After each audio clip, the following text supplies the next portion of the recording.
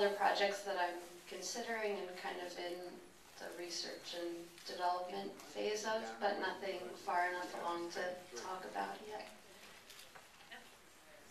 Anybody else? How old were you when your grandmother died? I was about 21, 20. Anybody else? Let me ask you about the animation and the drawings. How did you do that, and what made you decide to use that format? Well, I didn't do the animation. Jean Stern did, who was somebody who was also at the University of Texas with me.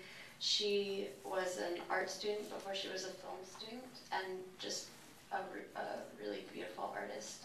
And so when I was thinking about doing a documentary about my grandparents' story, at first there was no story, and then I found out that there was a memoir, so I had the like textual, the content portion, but not the visual portion, and I knew that archival material was really scarce, especially from Terrazin, because it was illegal to film there, to take photos, and the only material that there was this propaganda film.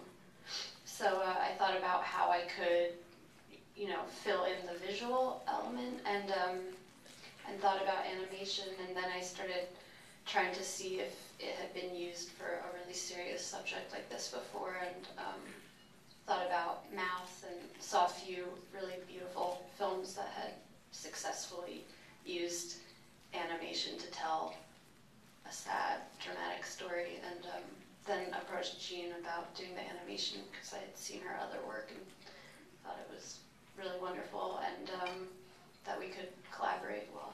How long did the film take you?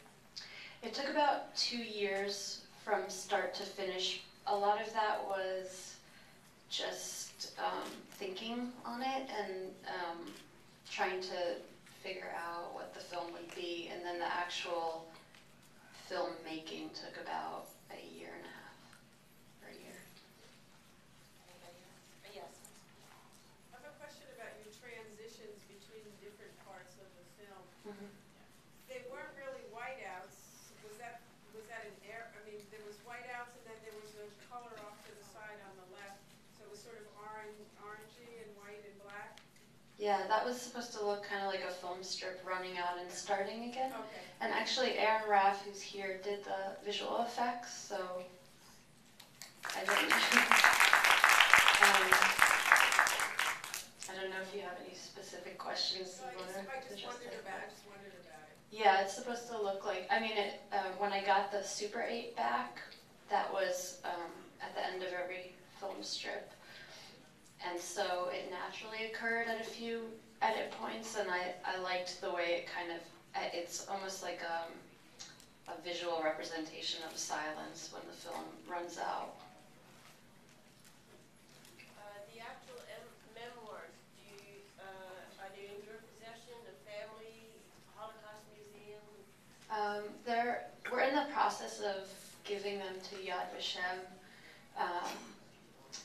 They were in my family's possession, but I didn't know about them. My side of the family didn't know about them until I decided that I wanted to do a film about my grandparents' Holocaust experience. And at first I thought it would just be a film about the silence and like how this story got lost to time, because now my grandparents are gone and no one talked about it. And so I started asking my family in Israel, my 2 uncles and their families, like what my grandparents had told them, and discovered that there was this memoir that was like written in German in my uncle's attic, and they had had it for like 7 years and not told anyone or gotten it translated because I think it was just, again, this like legacy of silence that they don't necessarily want to know